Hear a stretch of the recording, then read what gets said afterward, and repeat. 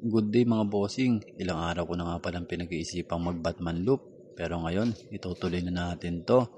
So tara, samahan niyo ako. Gumising na nga pala ako dito ng 12 AM para mag-asikaso, maligo at magbihis.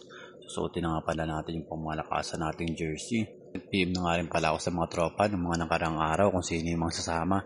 Meron nga pala nag-iisang tropa na gustong sumama sa atin para ma-experience din daw niya ang Batman loop. Ito nga walang pinakaunang Batman loop naming dalawa. Wala pa kaming ensayo parehas. Nga pala natin kakalimutan magdala ng pera at ID para may pagkakakilanlan. At syempre, ball, pen. Ayan. Sinama ko na nga rin pala yung relo ko. At syempre, ang ilaw. Huwag niyong kakalimutan. Pati rin ang taillight, speedometer at sunglass. Napa-unbox pa nga tayo ng power bank. First time ko itong gagamitin. Bago nga pala ang lahat, huwag natin kalimutan magdasal at magpasalamat sa Diyos. Panginoon namin, Diyos na dakila sa lahat. Maraming salamat sa umagang ito. At ako yung muling ginising. Salamat sa panibagong magandang umaga. Panginoon, gabayin mo po ako sa akin paglalakbay ngayong araw. Ilayo mo po ako sa kapahamakan, sa kung ano ng pamang masasamang pwede mangyari sa akin. Gabayin mo po ang aking pamilya, ang aking mga mahal sa buhay. Ilayo niyo po sila sa kapahamakan at sa sakit. Yun po, Panginoon. Maraming salamat. Amen. Papunta na nga pala ako ng C6 sa mga oras na to, pero naisipan ko munang bumili ng Booster C.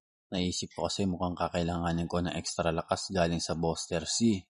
Kakarating ko nga lang pala ng C6. Dito nga pala meet place namin ni tropa. Oo nga pala, may McDonald's nga pala dito. Maya nga pala, dumating na rin si tropa, yung kasama natin mag-Batman loop. Pinag-uusapan nga pala namin yung ruta papuntang Masinag Antipolo. Hindi ko kasi kabisado yung ruta mula sa C6 papunta ng Masinag Antipolo. Iba kasi yung daan na dinadaanan ko dati. Nanggagaling sa Pasig papuntang Marikina.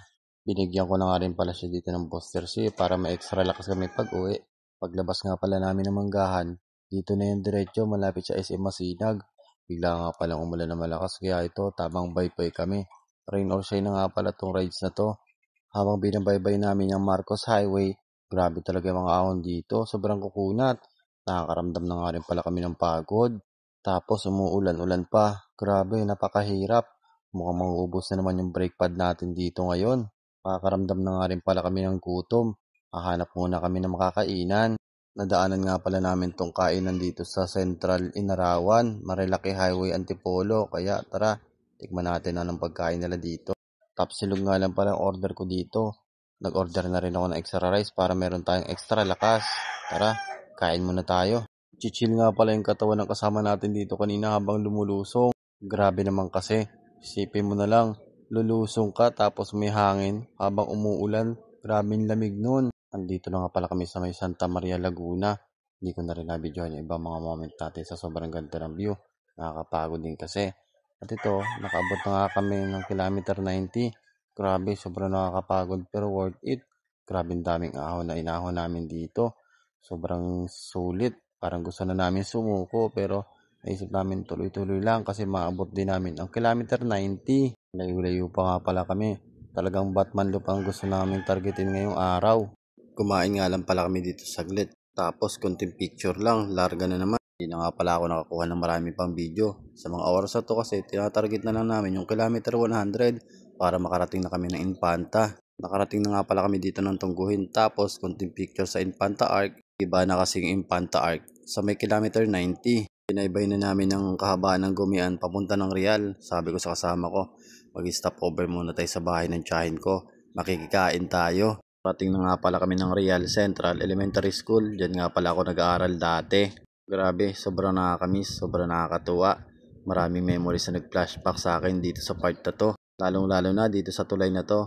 Grabe, dati sobrang lalim ng ilog dito sa ilalim ng tulay pero ngayon sobrang babaw na. Malayo-layo pa ako sa bahay ng tiyahin ko pero parang nararamdaman ko na yung excitement. Sobrang saya ko talaga na makauwi ako dito. Hindi ko na nga pala na videohan nung pagdating ko sa bahay ng tiyahin ko. Inalok niya kaming kumain at magkape. Dahil matigas sa mukha ko, kumain at nagkape na rin ako. In-enjoy ko na nga rin pala yung ganda ng view. At ito ang kwento at biyahe namin ng Batman Loop. Hanggang dito na lang. Hanggang sa susunod na rides. Maraming salamat.